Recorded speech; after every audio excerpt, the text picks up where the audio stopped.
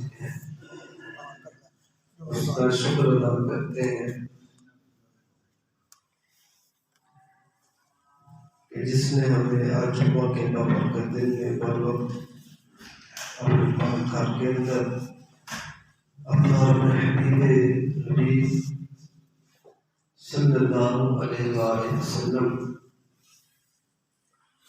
اور اپنے مقربین کا ذکر خیر کرنے سننے کے لیے اور وقت حاضری کی توفیق بخشی۔ اس قریب کی بات کو ویسے کرتے ہیں کہ جب تک ہماری حیات باقی ہے اللہ تعالیٰ ہمیں ان اذکار حسنہ کے ساتھ جوڑے رکھے اور ان کی برکات عطا فرمائے۔ قرآن مجید میں اللہ کریم نے ارشاد فرمایا وَلْتَكُن مِّنكُمْ أُمَّةٌ يَدْعُونَ إِلَى الْخَيْرِ وَيَأْمُرُونَ بِالْمَعْرُوفِ وَيَنْهَوْنَ عَنِ الْمُنكَرِ۔ ارشاد ہوتا ہے کہ اے ایمان والو، تمہارے اندر ہمیشہ ایک ایسی جماعت رہنی چاہیے جو کہ لوگوں کو نیکی کی طرف بلائے اور برائی سے منع کرتے رہے۔ ہمیشہ ایک ایسی جماعت تمہارے اندر ہونی چاہیے۔ کیوں ہونی چاہیے؟ کہ کام صحیح طریقے سے اسی وقت چلتا ہے جب اس میں اتفاق ہوتا ہے۔ ہمارا دین کہتا ہے بھی تو نے دنیا داری بھی کرنی ہے، تو نے دین داری بھی کرنی ہے۔ ہمارا دین اعتدال پسند دین، نہ تو یہ کہا کہ کلیتاً دنیا چھوڑ کر عبادت میں لگ جاؤ، اس کی بھی اجازت نہیں، اسلام نے اس کو ناپسند کیا ہے۔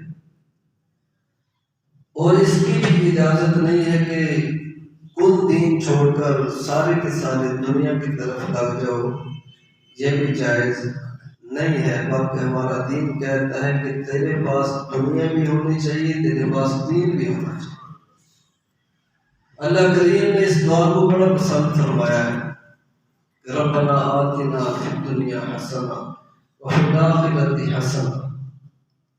اللہ کہتا ہے کہ میرے جو محبوب ترین بندے ہیں وہ یہ دعا کثرت سے کیا کرتے ہیں کہ یا اللہ ہمیں دنیا بھی دے، ہمیں آخرت بھی دے، ہمیں دین بھی دے، ہمیں دنیا بھی دے۔ یہ دعا کثرت سے کرتے ہیں۔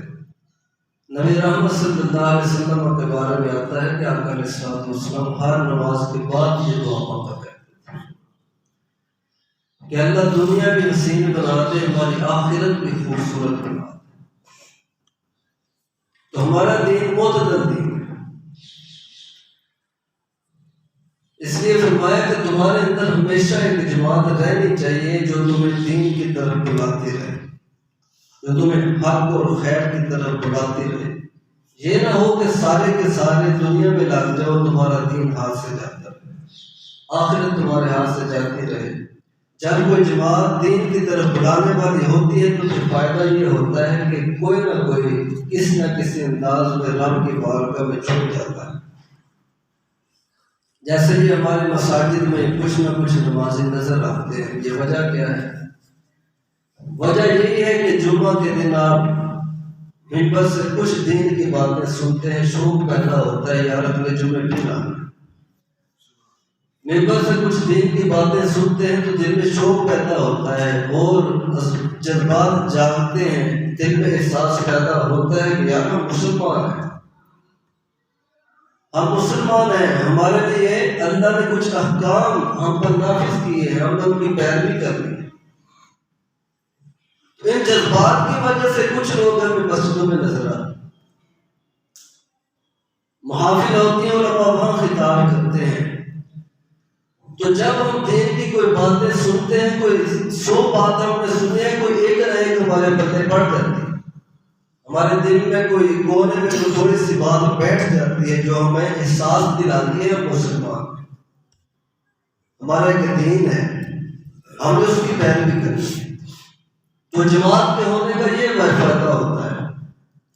تو اس امت کے اندر بہت سے ایسے لوگ گزرے جنہوں نے اس دین کی بڑی خدمت کی، صحابہ تو تھے ہی تھے، لیکن صحابہ کے بعد بھی بہت سے لوگ گزرے جنہوں نے اپنی زندگیاں دین کے لیے وقف کر، جنہوں نے اپنی خواہشات، اپنی چاہتیں، اپنے شب و روز ہر چیز دین پر قربان کر، انہوں نے اپنا اوڑھنا بچھونا اس دین کو بنا لیا۔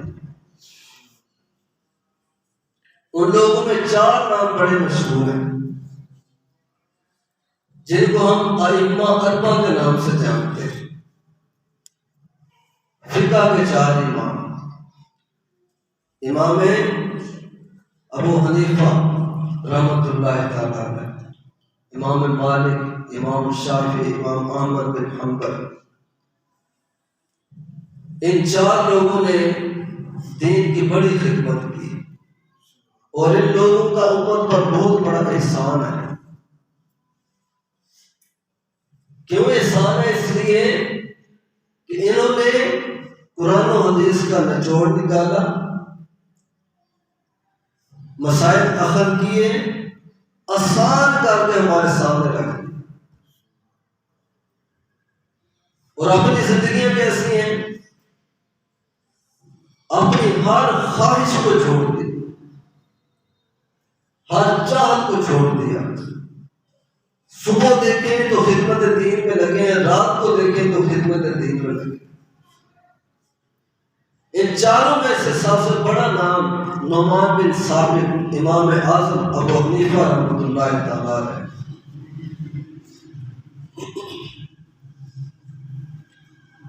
یہ وہ شخصیت ہے کہ جن کو بعد میں سارے آنے والے علماء نے امام اعظم کہا ہے۔ اعظم کا معنی بہت بڑا، امام اعظم کا معنی ہوا کہ جتنے بھی ائمہ اور محدثین گزرے ہیں ان سب میں سے جو بڑے امام ہیں وہ ابو حنیفہ ہیں۔ ان کو اللہ نے بڑا علم عطا کیا تھا۔ ان کے بارے میں آتا ہے کہ اللہ نے اتنا علم دیا تھا کہ اگر یہ لکڑی کے گھوڑے کو یا لکڑی کے ستون کو ثابت کرنا چاہتے کہ بھئی یہ لکڑی کا نہیں بلکہ سونے کا ہے، تو اپنے علم کی بنا پر وہ بھی ثابت کر دے۔ اتنا علم اللہ نے ان کو عطا کیا، اس لیے تو محدثین ائمہ نے ان کو امام اعظم کہا ہے۔ امام اعظم ابو حنیفہ رحمۃ اللہ علیہ 80 ہجری میں پیدا ہوئے، 150 ہجری میں آپ کی وفات ہوئی۔ باقی ائمہ محدثین کو شرف حاصل ہے کہ وہ صرف عالم ہوئے، لیکن ان کو 2 شرف حاصل تھے، یہ عالم بھی تھے، تابعی بھی تھے۔ ائمہ 4 میں سے صرف یہ واحد ہیں جو تابعی تھے، باقی بعد میں ایسا ہے۔ اب تابعی ہونا بہت بڑا شرف ہے، بڑی عزت کی بات۔ تابعی کون ہے؟ جس نے ایمان کی حالت میں صحابی کو دیکھا۔ 3 درجے ہیں، 3 زمانوں کے لوگ ہیں جن کے شرف کو آقا علیہ الصلوۃ والسلام نے بیان فرمایا۔ ام المؤمنین حضرت عائشہ صدیقہ رضی اللہ تعالیٰ عنہا آپ فرماتی ہیں کہ کسی شخص نے آقا علیہ الصلوۃ والسلام سے پوچھا، یا رسول اللہ صلی اللہ علیہ وسلم سب سے افضل لوگ کون سے ہیں؟ تو آقا علیہ الصلوۃ والسلام نے فرمایا سب سے افضل لوگ میرے زمانے کے لوگ، یعنی صحابہ، اس امت کے اندر بلکہ تمام امتوں میں امتی ہونے کے اعتبار سے جو لوگ سب سے زیادہ افضل ہیں وہ نبی پاک صلی اللہ علیہ وسلم کے صحابہ ہیں۔ فرمایا قیامت تک بھی تمہیں ان جیسا نہیں ملے گا، قیامت تک تمہیں ان جیسا سچا، ان جیسا کھرا، ان جیسا باکردار، ان جیسا صاحب علم، ان جیسا متقی، ان جیسا پرہیزگار، ان جیسا زاہد، ان جیسا عابد، ان جیسا مجاہد، ان جیسا سخی، قیامت تک تلاش کرتے رہو تو میرے صحابہ جیسا نہیں ملے۔ یہ ساری کی ساری صفات اللہ نے اپنے حبیب علیہ السلام کے صحابہ کو عطا فرمائی۔ آقا فرماتے ہیں کہ سب سے افضل لوگ میرے زمانے کے لوگ یعنی میرے صحابہ ہیں۔ پھر فرمایا کہ جو ان سے متعلق ان سے منسلک ہوں گے یعنی جو تابعین ہیں۔ پھر فرمایا جو ان سے منسلک ہوں گے وہ بھی افضلیت کے درجے میں ہوں گے۔ یہ 3 درجے بیان کرنے کے بعد آقا علیہ السلام فرماتے ہیں ان کے بعد پھر جھوٹ کا دور شروع ہو جائے، پھر بددیانتی کا دور شروع ہو جائے، پھر ظلم کا دور شروع ہو جائے، پھر لوگوں سے گواہی مانگی نہیں جائے گی، خود گواہی دینے کے لیے تیار ہو جائے، قسم مانگی نہیں جائے گی، خود جھوٹی قسمیں دینے کے لیے تیار ہو جائے۔ یہ 3 دور ہیں جن کے لوگ ایسے پاکیزہ ہیں کہ جھوٹ تلاش کرنے سے بھی ان کے اندر تمہیں نہیں ملے گا۔ تو سب سے افضل صحابہ، پھر تابعین، پھر تبع تابعین، ان لوگوں کو اللہ نے بڑا شرف عطا کیا۔ یہ 3 درجے جو ہیں صحابی کی تعریف آپ جانتے ہیں۔ پھر عرض کروں صحابی وہ ہوتا ہے کہ جس نے ایمان کی حالت میں نبی پاک صلی اللہ علیہ وسلم کو دیکھا ہو، یا ایمان کی حالت میں نابینا تھا تو آپ کی صحبت اختیار کی ہو، آپ کی باتیں سنی ہو، یعنی کسی نہ کسی انداز میں اس کا واسطہ اگر اسلام سے ہو گیا ہو تو اس کو صحابی کہتے ہیں، ایمان کی حالت۔ پھر اس کے بعد تابعی وہ ہے کہ جس نے کسی صحابی کو ایمان کی حالت میں دیکھا ہے یا سنا ہے یا اس کی مجلس میں بیٹھا ہے، وہ تابعی ہے۔ اور پھر تیسرا درجہ تبع تابعی ہے۔ تبع تابعی وہ ہے کہ جس نے ایمان کی حالت میں تابعی کو دیکھا ہے یا اس کی مجلس اختیار کی ہے۔ یہ 3 درجے صحابہ، تابعین، تبع تابعین، تینوں کی افضلیت کو آقا علیہ السلام نے حدیث مبارکہ میں بیان کیا۔ اور حدیث بھی کوئی عام نہیں ہے، صحیح مسلم کی حدیث ہے، بخاری کی حدیث ہے۔ اب ان کو کتنا شرف حاصل ہے وہ بھی بیان فرماتے ہیں۔ صحیح مسلم کی حدیث میں ہے، نبی پاک صلی اللہ علیہ وسلم نے ارشاد فرمایا کہ میرے بعد کچھ لشکر نکلیں گے جہاد کے لیے۔ فرمایا کہ جب وہ میدان جنگ میں پہنچیں گے تو وہاں کوئی شخص ان میں سے سوال کرے گا کہ یاد بتاؤ تو صحیح کہ ہمارے لشکر کے اندر تو نبی پاک کا صحابی بھی ہے؟ تو بتایا جائے گا ہاں جناب فلاں صحابی موجود ہے لشکر کے اندر۔ آقا فرماتے میرے صحابی کی شان یہ ہے کہ میرے اس صحابی کی لشکر میں موجودگی کی وجہ سے اللہ ان کو فتح عطا فرمائے، اللہ اس لشکر کو فتح عطا کرے گا۔ پھر آقا فرماتے ہیں میرے صحابہ کا دور گزرے گا، بعد میں پھر لشکر نکلیں گے، میدان جنگ میں پھر پوچھا جائے گا بھئی بتاؤ اس لشکر کے اندر کوئی تابعی ہے، کوئی ایسا شخص موجود ہے جس نے نبی پاک کے صحابی کو دیکھا ہو؟ تو جواب آئے گا جناب ہاں ایک بندہ ایسا ہے۔ نبی پاک تابعی کی شان بیان کرتے ہوئے فرماتے ہیں کہ اللہ اس تابعی کی برکت سے اس لشکر کو فتح عطا فرمائے۔ یہ تابعین کی شان ہے، وہ لوگ جنہوں نے صحابہ کو دیکھا ہے۔ آقا فرماتے ہیں ان کے بعد پھر لشکر نکلیں گے، اب اس لشکر میں پھر سوال اٹھایا جائے گا بتاؤ بھائی کوئی ایسا شخص ہے کہ جس نے کسی تابعی کو دیکھا ہو، یعنی صحابی کو دیکھنے والے شخص کو جس نے دیکھا ہو کہ ایسا شخص موجود ہے؟ کہا جائے گا جناب ایک بندہ ہے۔ آقا تبع تابعین کی شان بیان کرتے ہوئے فرماتے ہیں کہ وہ جو تبع تابعی اس لشکر میں موجود ہوگا اس کی برکت سے اللہ اس لشکر کو فتح عطا فرمائے۔ تو 3 درجوں کی فضیلت آقا علیہ السلام نے خود بیان فرمائی ہے۔ میں کہتا ہوں کہ بعض لوگ وسیلے کا کلیتاً انکار کر دیتے ہیں، بھائی وسیلہ کوئی چیز نہیں، جو ہے وہ ڈائریکٹ ہے، براہ راست ہے، وسیلہ کوئی چیز نہیں۔ آپ کسی کا وسیلہ پیش کریں کوئی کام نہیں کرے گا، کوئی فائدہ نہیں دے گا۔ تو میں عرض کروں یہاں تو تبع تابعی کا وسیلہ چل رہا، تبع تابعی ہے، صحابی نہیں، اور صحابی کے بعد کا تابعی نہیں، تبع تابعی ہے۔ 3 نسبتوں کے ساتھ حضور تک یہ پہنچ رہا ہے، اس کی برکت سے اللہ فتح دے رہا ہے۔ تو جب تبا تابی کا وسیلہ چل سکتا ہے تو پھر حضور کا وسیلہ کیوں نہیں چل سکتا؟ جب تابی کا وسیلہ کام کر سکتا ہے تو پھر حضور کا وسیلہ کام کیوں نہیں کرتا؟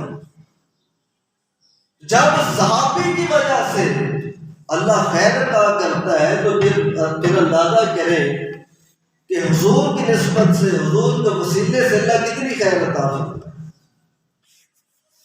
تو یہ بلا وجہ کے جھگڑے ہیں ہمارے۔ تو یہ شان عقل اسلام نے صحابہ، تابعین، تبع تابعین کے بیان فرمائے۔ تو امام اعظم ابو حنیفہ رحمۃ اللہ تعالیٰ علیہ فقیہ بھی ہیں، عالم بھی ہیں اور تابعی بھی ہیں۔ انہوں نے حضرت انس بن مالک رضی اللہ تعالیٰ عنہ کو اپنی آنکھوں سے دیکھا ہوا، ان سے حدیثیں سنی ہوئی، یہ شرف ان کو حاصل ہے۔ امام اعظم ابو حنیفہ رحمۃ اللہ تعالیٰ علیہ کو اللہ نے بڑی شان عطا کی، انہوں نے دین کی بڑی خدمت کی۔ ان کی اگر عبادت کی بات کریں تو حضرت مصر بن کدام رحمۃ اللہ تعالیٰ علیہ، یہ تبع تابعی ہیں، فرماتے ہیں کہ میرا شوق ہوا کہ میں امام اعظم کی روٹین دیکھوں، بڑا نام سنا ہوا تھا، کہتے ہیں میں نے چاہا کہ ان کی روٹین دیکھوں، کیا روٹین ہے، اللہ نے اتنا شرف، اتنی عزت، اتنا مقام کیسے عطا کرتی۔ کہتے ہیں میں چلا گیا ان کی مسجد میں، نماز فجر ان کے پیچھے پڑھی، نماز پڑھنے کے بعد میں وہاں رکا تو فرماتے ہیں کہ امام اعظم رحمۃ اللہ علیہ گھر گئے، شاہانہ لباس پہن کر واپس آئے، خوشبو لگائی ہوئی ہے، بیٹھ کے طلباء آنے لگے، اب طلباء کو دین سکھانے میں مصروف ہو گئے۔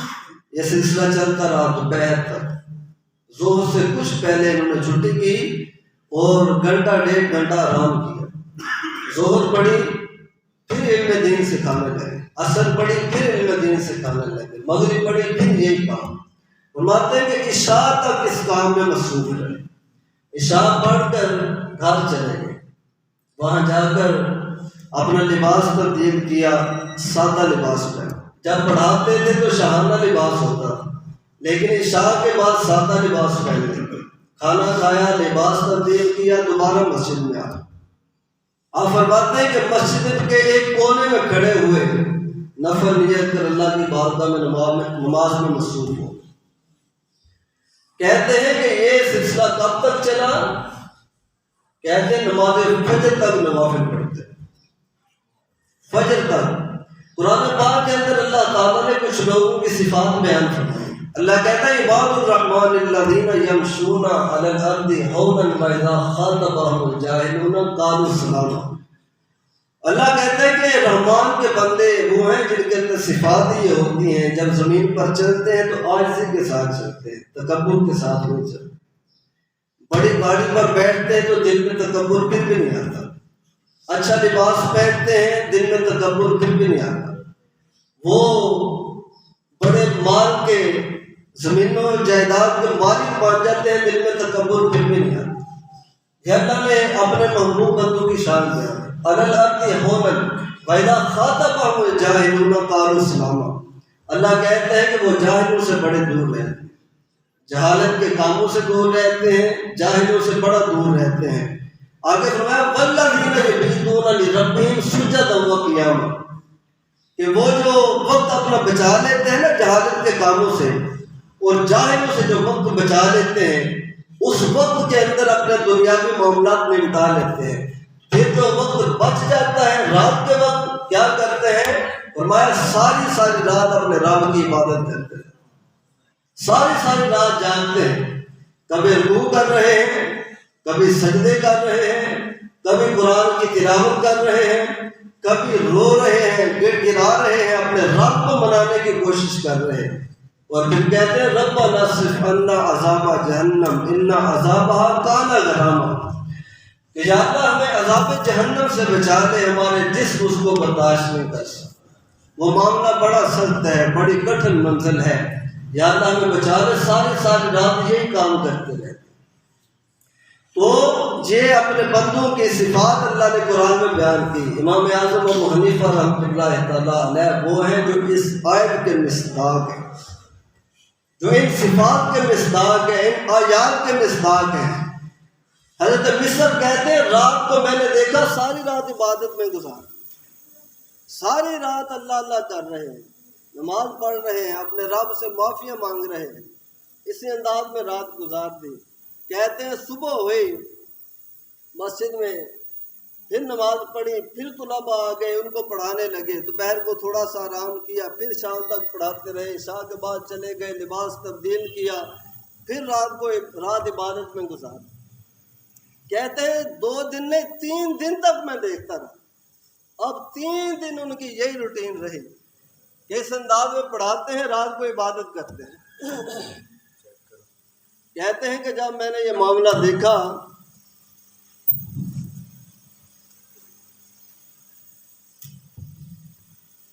جب ان کی یہ روٹین میں نے دیکھی تو میرے دل کے اندر ان کی عظمت پیدا ہوئی، ان کا مقام پیدا ہوا، محبت پیدا ہوئی امام اعظم کہ یار اتنے متقی شخص، اتنے پرہیزگار، اتنے عبادت گزار۔ کہتے ہیں وہاں بیٹھ کر میں نے نیت کی کہ میری زندگی کی جتنے سانسیں باقی ہیں، جتنے دن باقی ہیں، سارے کے سارے امام اعظم کی خدمت میں گزاروں، باقی جتنی زندگی رہ گئی ہے امام اعظم کی خدمت میں گزاروں گا۔ کہتے ہیں میں نے مسجد میں بسیرا کر لیا، اب دن رات وہیں پر رہتا ہوں۔ میں عرض کروں کہ ہمارے جو صلحاء گزرے ہیں صالحین، ان کا انداز زندگی یہ تھا کہ وہ کوشش کرتے تھے کہ ہمارا زیادہ وقت اللہ کے نیک بندوں کی صحبت میں گزرے، ان کی خدمت میں گزرے۔ کیوں؟ اس کا فائدہ یہ ہوتا ہے کہ جب ہم کسی نیک اور صالح شخص کی خدمت میں رہتے ہیں تو پھر صالحیت پیدا ہوتی ہے۔ یہ تو ہم سب کا مشاہدہ ہے کہ جب کوئی شخص کسی ڈاکو کے ساتھ رہتا ہے تو ڈاکو کا اثر اس پہ ہوتا ہے، وہ صاف اس کے اندر پیدا ہونا شروع ہو جاتا ہے۔ جب کوئی شخص کسی چور کے ساتھ وقت گزارتا ہے تو چوری کے اوصاف اس کے اندر پیدا ہونا شروع ہو جاتا ہے۔ جب کسی جھوٹے کے ساتھ رہنا کوئی شروع کرتا ہے تو آہستہ آہستہ جھوٹ اس کی زندگی میں منتقل ہو جاتا ہے۔ جب کوئی شخص کسی شرابی کے ساتھ رہتا ہے تو آہستہ آہستہ وہ بھی شراب میں لگ جاتا ہے۔ جب سود کھانے والے اور رشوت لینے والے کے ساتھ کسی کا وقت گزرتا ہے تو اس کے اندر بھی وہ صاف وہ چیزیں پیدا ہونا شروع ہو جاتی ہیں۔ تو صحبت کا اثر ہوتا ہے، تو جب گناہ گاروں کی صحبت کا اثر ہوتا ہے تو پھر نیکوکاروں کی صحبت کا بھی اثر ہوتا ہے۔ جب کوئی شخص کسی نیک کی صحبت میں رہتا ہے وہ دیکھتا ہے، ہم جیسا گناہ گار غافل شخص جب دیکھتا ہے کہ بھئی یہ تو تہجد کے ٹائم اٹھتا ہے، اٹھ کر اللہ کے بارگاہ میں سجدہ ریز ہوتا ہے، روتا ہے، گڑ گڑاتا ہے، تو پھر ہم جیسے گناہ گار کے دل میں بھی شوق پیدا ہوتا ہے، یار یہ اٹھ سکتا ہے تو پھر میں بھی اٹھ سکتا ہوں۔ جب کسی نیک اور صالح شخص کی صحبت میں رہتے ہیں، اسے دیکھتے ہیں کہ 5 وقت اپنے کام چھوڑ کر اللہ کی بارگاہ میں جھکتا ہے، تو پھر دل میں شوق پیدا ہوتا ہے، یار یہ کر سکتا ہے تو میں بھی کر سکتا ہوں۔ جب کسی نیک اور صالح شخص کو دیکھتے ہیں کہ عشاء کے بعد نوافل میں مصروف ہو جاتا ہے، اپنے رب کو یاد کر کے پھر سوتا ہے، تو پھر دل میں شوق پیدا ہوتا ہے، یار یہ کر سکتا ہے تو میں بھی کر سکتا ہوں۔ جب نیک اور صالح شخص کی صحبت میں رہتے ہیں اسے دیکھتے ہیں کہ بھائی 12 گھنٹے کے اندر ایک جملہ بھی جھوٹ کا اس کی زبان پہ نہیں آیا، تو پھر بندہ کہتا ہے میں نے تو ساری زندگی جھوٹ میں گزار دی، یہ سچائی میں گزار رہا ہے، اگر اس کی گزر رہی ہے تو پھر میری بھی سچ میں گزر ہی جائے گی، پھر میری زندگی بھی سچ میں گزر جائے گی۔ پھر یہ کہتا ہے کہ یہ سچ بول سکتا ہے تو میں بھی بول سکتا ہوں۔ جب نیک و صالح کی صحبت میں رہتے ہیں اسے دیکھتے ہیں کہ بھائی یہ تو بڑا امانت دار ہے، بڑا دیانت دار ہے، یہ بات دیانتی 1 روپے کی بھی نہیں کرتا، زندگی اس کی بھی گزر رہی ہے، تو پھر دل کے اندر خیال پیدا ہوتا ہے، یار میں نے تو ساری زندگی خیانت اور بات دیانتی اور جھوٹ اور دھوکے میں گزار دی ہے، اگر امانت داری سے اس کی زندگی گزر سکتی ہے تو پھر میری بھی گزر سکتی ہے۔ پھر دل میں شوق پیدا ہوتا ہے کہ زندگی کی جو سانسیں رہ گئی ہیں میں نے امانت داری میں گزارنی ہے، تو وہ شخص کہتا ہے کہ میں نے نیت کر لی کہ جو زندگی رہ گئی ہے امام اعظم کی خدمت میں گزاروں گا۔ تو صالحین کی خدمت میں جب بندہ رہتا ہے تو پھر صالحیت پیدا ہوتی ہے، جب بروں کی خدمت میں اور صحبت میں رہتے تو پھر برائی پیدا ہوتی ہے۔ تو امام اعظم ابو حنیفہ رحمۃ اللہ تعالیٰ علیہ کی زندگی بڑی پاکیزہ ہے، اللہ نے آپ کو بڑا تقویٰ عطا کیا تھا، بڑا زہد عطا فرمایا تھا، بڑے سچے تھے، بڑے امانت دار تھے۔ آپ اپنے ایک دوست کے ساتھ مل کر کاروبار کرتے تھے جسے ہم شراکت کہتے ہیں۔ شراکت کیا ہوتی ہے کہ دو افراد پیسے ملاتے ہیں، ایک کاروبار کرتے ہیں، پھر اس میں 50% پہ آدھا کام وہ کر رہا ہے، آدھا یہ کر رہا ہے، 50% منافع تقسیم کر دیا جاتا ہے۔ اس میں دوسری صورت مداخلت کی ہوتی ہے، وہ یہ ہوتی ہے کہ ایک شخص کام کرتا ہے، ایک شخص پیسے لگاتا ہے۔ اب اس میں پرسنٹیج طے کر لی جاتی ہے، بھی اتنے % کام کرنے والے کو ملیں گے، اتنے % کام جس نے پیسہ لگایا اس کو ملیں گے۔ اس کو مداربت کہا جاتا ہے، اور یہ بہترین طریقے ہیں اپنے نفع حاصل کرنے کے اور کاروبار کرنے کے۔ بہت سے لوگ ہمارے دور کے اندر ایسے ہیں جن کے پاس بڑے پیسے موجود ہیں، لیکن ہم کرتے کیا ہیں؟ اکثریت کہہ سکتے ہیں ایسی ہے کہ جنہوں نے بینک میں پیسے رکھوائے ہوئے ہیں اور وہاں سے منافع لیتے ہیں، وہاں سے جو منافع آتا ہے اس پر زندگی کا گزر بسر ہو رہا ہے۔ اصل پیسے بینک میں پڑے ہیں، جو منافع آ رہا ہے اس سے زندگی گزر رہی ہے۔ آپ علماء سے پوچھیں کہ جناب یہ جو منافع ہم بینک سے لے رہے ہیں کیا یہ جائز ہے، درست ہے؟ علماء کہتے ہیں کہ نہیں، ہمارے جو بینکاری نظام ہے اس کے اندر سود ہے، سود کے علامات موجود ہیں، تو وہاں سے جو تم منافع لیتے تمہارے لیے جائز نہیں، یہ سود ہے، حرام ہے، اور سود بہت بڑا جرم ہے۔ اس پر تفصیلی بات میں انشاءاللہ عرض کروں گا۔ تو ہم اس طرح اپنے پیسے کو بینک میں رکھواتے ہیں، بینک ہمارے پیسے سے فائدہ اٹھاتا ہے اور ہمیں چند % فائدہ دیتا ہے۔ تو کیوں نہ ہم دین کی طرف آ جائیں، جو دین نے طریقے بتائے ہیں ان کو اختیار کریں، جو حلال بھی ہیں، جو نفع بخش بھی ہیں۔ تو شراکت پر کاروبار کریں لوگوں کے ساتھ، یا مداربت پر لوگوں کے ساتھ کاروبار کریں، آپ کا پیسہ بھی محفوظ رہے گا، آپ کو نفع بھی آئے گا۔ تو امام اعظم ابو حنیفہ رحمۃ اللہ علیہ حضرت حفص بن عبد الرحمن رحمۃ اللہ علیہ کے ساتھ مل کر شراکت پر کاروبار کرتے تھے۔ اب ایک دفعہ انہوں نے مال دے کر حضرت حفص کو بھیجا، کپڑے کا کاروبار تھا، تو کہتے ہیں کہ اے حفص، فلاں فلاں جو کپڑا ہے اس کے اندر خرابی ہے، نقص ہے، جب اس کو فروخت کرو تو گاہک کو، کسٹمر کو بتا دینا کہ اس کے اندر یہ نقص ہے، یہ خرابی ہے، پھر اس اعتبار سے مول لینا۔ کہتے ہیں ٹھیک ہے، وہ لے کر چلے گئے دوسرے شہر میں۔ جب فروخت کر کے واپس آئے، آ کر جو منافع تھا اس کو تقسیم کیا، تقسیم کرنے کے بعد امام صاحب رحمۃ اللہ علیہ پوچھتے ہیں حفص بتاؤ، میں نے تمہیں فلاں کپڑا دیا تھا اس میں نقص تھا، تو جب تم نے اس کو بیچا تو کسٹمر کو بتایا یا نہیں بتایا؟ تو حضرت حفص رحمۃ اللہ علیہ وہ بھی بڑے متقی پرہیزگار شخص تھے، کہتے ہیں جناب مجھے تو یاد نہیں رہا، مجھے تو بتانے کا یاد نہیں رہا، میں نے ایسے فروخت کر دیا ہے۔ تو حضرت حفص رحمۃ اللہ علیہ کہتے ہیں کہ امام اعظم رحمۃ اللہ علیہ نے جب میری یہ بات سنی تو کہتے ہیں کہ اے حفص، یہ جو منافع مجھے آیا ہے یہ سارا منافع لے جا اور سارے کا سارا غریبوں میں تقسیم کر، یہ منافع غریبوں میں تقسیم کر دے۔ کیوں؟ اس لیے کہ تم نے جو نقص والا کپڑا بیچا ہے بغیر بتائے بیچا ہے، ارادہ تو نہیں، غیر ارادی طور پر ہماری طرف سے اس گاہک کے ساتھ دھوکہ ہو گیا ہے، لہذا یہ جو ہمیں منافع ملا ہے یہ میرے لیے جائز نہیں۔ کیوں؟ اس میں کسی نہ کسی اعتبار سے دھوکہ شامل ہے۔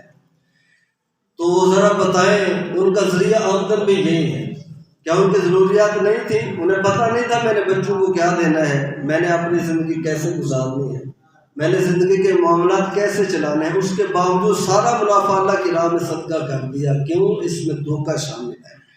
محتشم سامنے ذرا غور تو کریں، ہم بھی اسی ابو حنیفہ کو ماننے والے ہیں، اور جس دین کو ابو حنیفہ فالو کرتے تھے ہم بھی اسی کو فالو کرنے والے ہیں، جس دین پہ وہ چلتے تھے اسی پر ہم چلنے والے ہیں، جن احادیث کو انہوں نے پڑھا تھا وہی ہم بھی سننے والے ہیں۔ نبی پاک صلی اللہ علیہ وسلم نے فرمایا کہ مومن وہ ہے جو اپنے لیے، مومن وہ ہے جو دوسروں کے لیے وہ پسند کرتا ہے جو اپنے لیے پسند کرتا ہے۔ ذرا بتائیں تو صحیح، میرے ساتھ کوئی دھوکہ کر دے، میں کوئی چیز خریدوں اور مجھے پتہ چل جائے اس نے دھوکہ کیا ہے تو ہم لڑنے کو دوڑتے، ہم مقدمے چلا دیتے ہیں بے اس نے میرے ساتھ دھوکہ کیا ہے. تو جب ہم کسی سے دھوکہ کرتے ہیں تو دل میں خیال کیوں نہیں آتا؟ اپنے لیے تو ہم نے دھوکے کو گوارا نہیں کیا، تو جب ہم کسی سے دھوکہ کرتے ہیں تب کیسے گوارا کرتے ہیں؟ تب ہمارا ضمیر کیسے اجازت دیتا ہے؟ تو یہ غور طلب باتیں ہیں. نبی پاک صلی اللہ علیہ وسلم نے فرمایا من غش فلیس منا. آقا فرماتے ہیں جو لوگوں کو دھوکہ دیتا ہے میں اسے اپنا امتی نہیں مانتا، وہ میرا امتی نہیں ہے. تو جو امتی ہے اس کا مطلب ہے وہ لوگوں کو دھوکہ نہیں دیتا، وہ ابو حنیفہ جیسی زندگی گزارتا ہے، وہ ظلم نہیں کرتا، جھوٹ نہیں بولتا، خیانت نہیں کرتا، ملاوٹ نہیں کرتا. کیوں؟ آقا علیہ الصلوۃ والسلام کے امتی جو ٹھہرے، جو نبی پاک کا امتی ہے، وہ اس کا ضمیر گوارا نہیں کرتا کہ کسی کے ساتھ میں ظلم کروں، زیادتی کروں. تو وہ حنیفہ رحمۃ اللہ علیہ فرماتے ہیں کہ اس میں زیادتی ہوگی، لہٰذا یہ منافع میرے لیے جائز نہیں ہے. آج ہمارا بیٹا باتوں کے الجھاؤ سے کسٹمر کو غلط چیز بیچ دیتا ہے، نقص والی چیز بیچ دیتا ہے. جب کسٹمر کو فارغ کر کے بیچتا ہے تو باپ اس کے کندھے پہ ہاتھ رکھتا ہے، شاباش دیتا ہے، بیٹا آج تو واقعی کاروباری بن گیا، آج تو واقعی بزنس مین بن گیا، تجھے کام کرنا آ گیا ہے، تجھے پتہ چل گیا ہے کہ کسٹمر کو ڈیل کیسے کرنا ہے، اس کے باتوں کے الجھاؤ میں کیسے مبتلا کرنا ہے، تجھے پتہ چل گیا ہے، آج تو کاروباری شخص بن گیا. ہم تو شاباش دیتے ہیں اپنے بچوں کو دھوکہ دینے میں، کہ آج وہ جھوٹ بولنے میں ماہر ہو گیا ہے، تو دھوکہ دینے میں ماہر ہو گئے. ہمیں توجہ کرنی ہوگی کہ ہم کس دین کے ماننے والے ہیں، ہم کس نبی کے ماننے والے ہیں. جو نبی کہتے ہیں کہ بھئی جو دوسروں خود کے لیے پسند کرتا ہے وہی دوسروں کے لیے کہا، اور اگر تم نے دھوکے کی زندگی گزارنی ہے تو میدان حشر میں مجھ سے امید نہ رکھنا کہ میں اللہ کا نبی تیری شفاعت کروں گا، تیری سفارش کروں گا. تو اپنا انداز زندگی بدلنے کی ضرورت ہے. امام ابو حنیفہ رحمۃ اللہ تعالیٰ علیہ کو اللہ نے بڑا زہد عطا کیا، بڑا تقویٰ، بڑے سچے تھے، بڑے کھرے تھے. ہم نے ان کی زندگی کو فالو کرنا ہے. اللہ کے بار کا محض کرتے ہیں کہ اللہ کریم ہمیں اپنے صالحین کے نقش قدم پر چلنے کی توفیق دے. اللہ ان کی عزت میں، شانوں میں مزید برکات پیدا فرمائے، اور اللہ کریم ہماری زندگی کو، ہمارے ظاہر کو، باطن کو، ہمارے کردار کو پاک فرما دے. 1-2 منٹ میں ایک بات عرض کرنا چاہوں گا.